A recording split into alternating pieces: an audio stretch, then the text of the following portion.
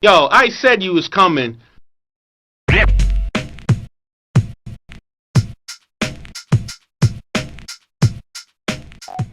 Hello friend, I want to tell you about Scania. I will explain you about Philips.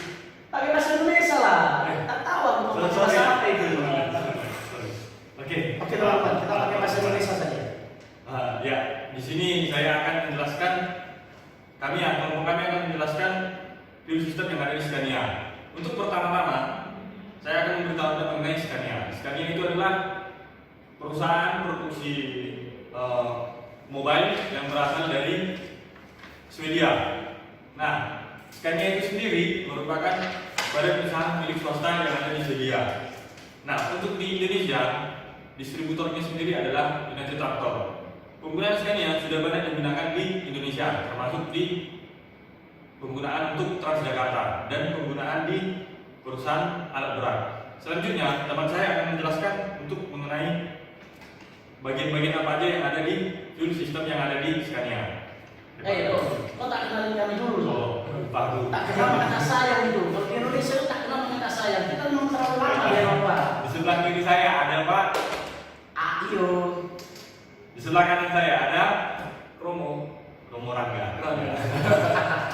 Oke, selanjutnya Pak Rio akan menjelaskan fuel system. Oke. Jadi teman-teman, yang namanya fuel system. Pause dulu. A few moments later. Ya, di sini kita akan menjelaskan mengenai fuel system. Anda tahu kan fuel system itu apa? Ya, fuel system. Berarti adanya sistem dalam fuel atau fuel dalam sistem. Ya, di sini kita secara umum fuel system fungsinya untuk menambahkan fuel dari tangki ke injektor yang dibantu oleh sebuah pompa. Ini pompa apa ini? Mungkin pompa fuel lah mungkin isinya. Nah, ini injektor ini akan masuk ke dalam ruang bakar. Nah, ruang bakar akan terjadi kebakaran. Pembakaran. Akan terjadi pembakaran. Nah, fungsi pembakaran seperti kita ketahui untuk menghasilkan energi, tenaga, super. Nah, ini udah. Dalam tubuh kita juga terjadi pembakaran, tapi kita tidak memerlukan fuel system. Hampir seperti itu ya, teman-teman. Nah, untuk mengetahui lebih dalam fuel system, kita harus mengetahui ini apa. Nah, jadi ini akan dijelaskan oleh teman saya. Saya akan memanggil teman saya menggunakan suling sakti. 1, 2, 3.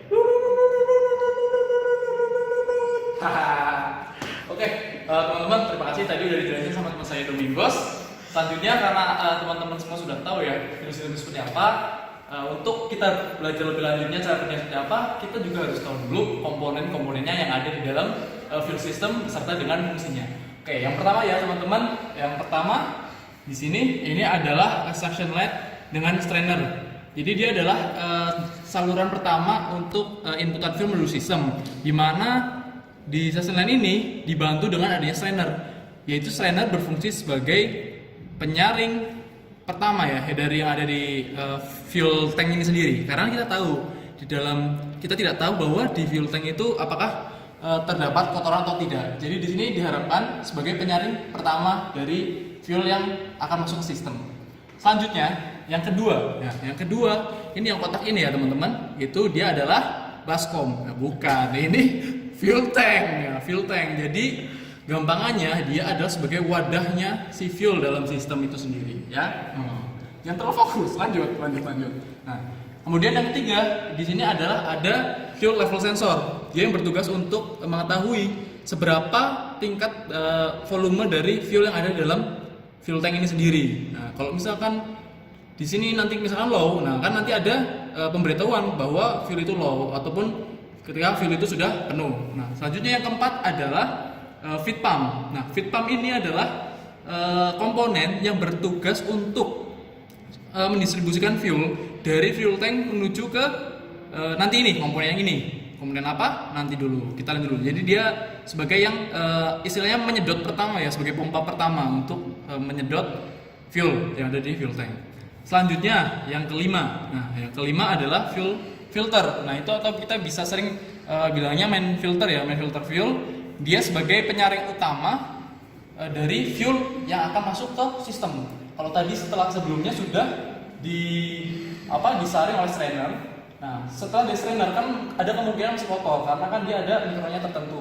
Nah, akan disaring kembali oleh main fuel filter. Tujuannya untuk apa? Tujuannya agar si fuel dipastikan benar-benar bersih sebelum menuju ke sistem.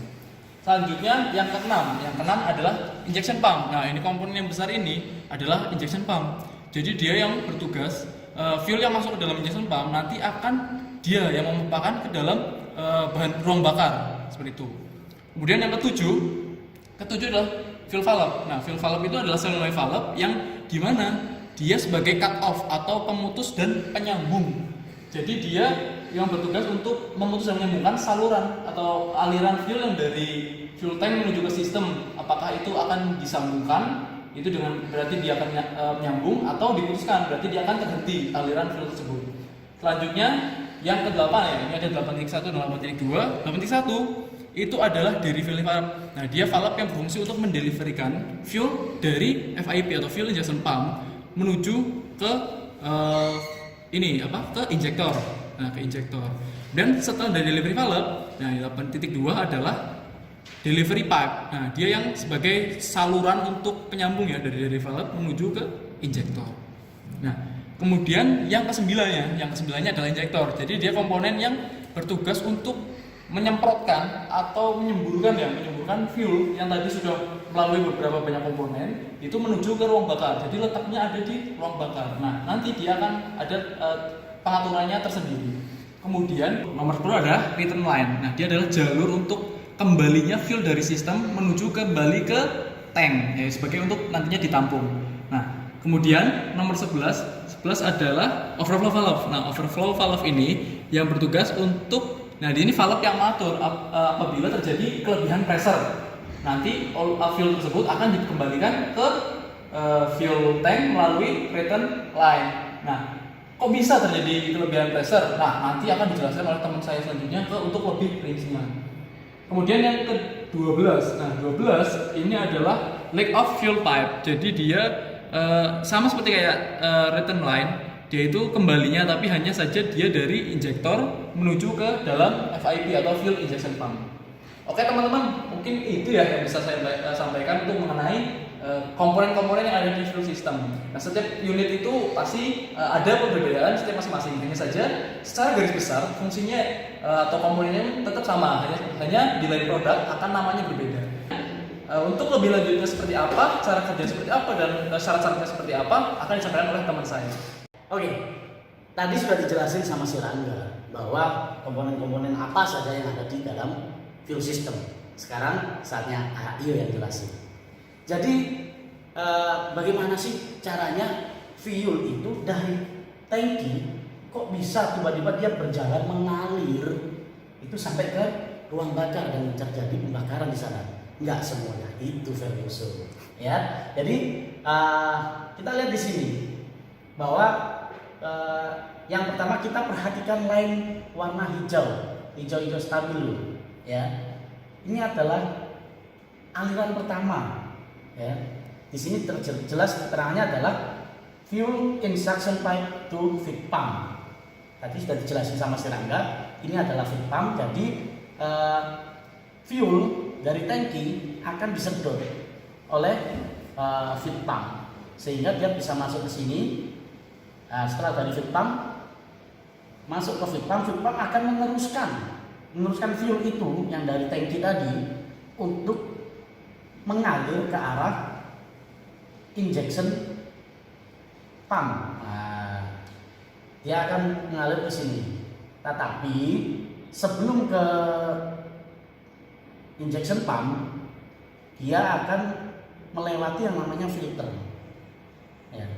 Jadi fuel ini seperti yang dikatakan oleh Rangga bahwa akan terjadi dua penyaringan. Pertama strainer akan menyaring kotoran-kotoran yang besar dan dia akan mengalir lagi masuk ke yang namanya fuel filter yang akan menyaring adanya kotoran-kotoran yang lebih halus yang masih tidak tersaring dari strainer.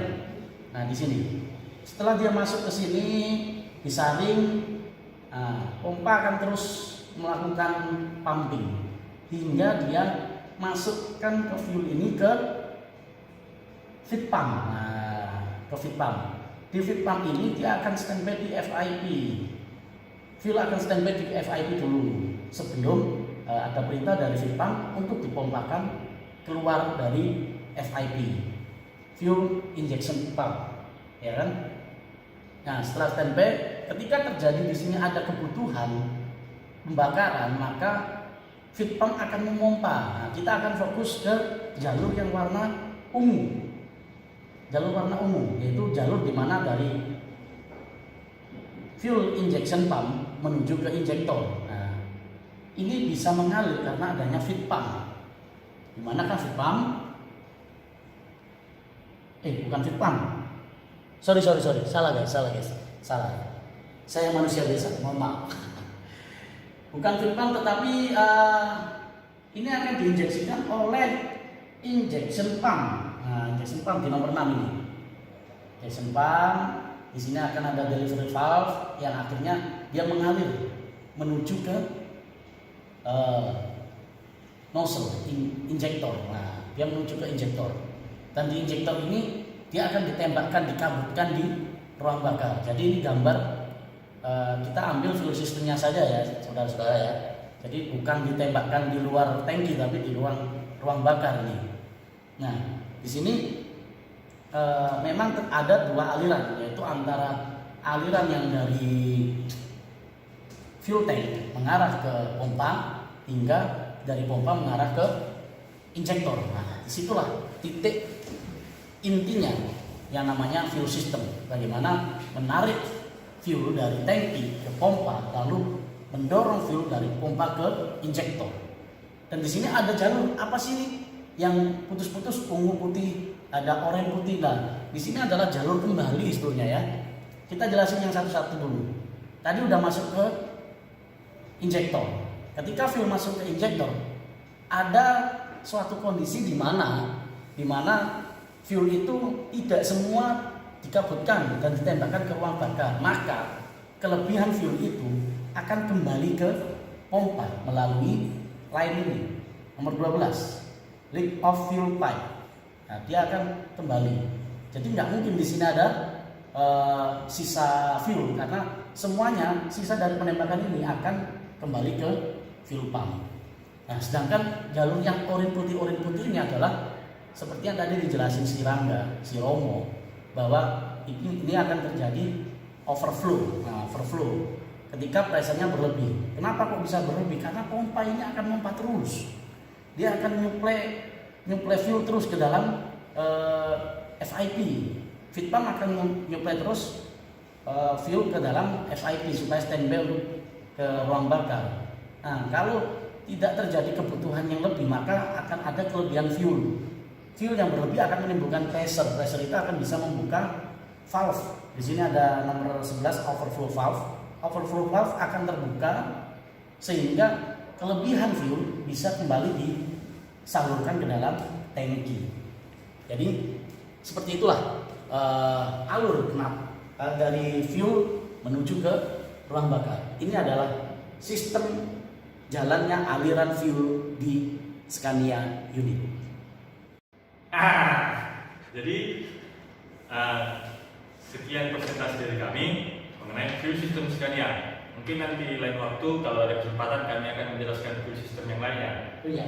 Dan jika ada hal-hal yang kurang, yang salah dari kami jelasin, maka bisa kami tambahkan semua di kolom komentar. Oke, jangan lupa kita akan diskusi bareng di sini.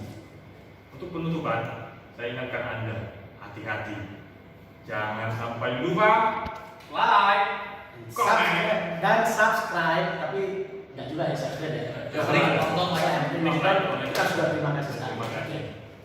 Dadah, semangat.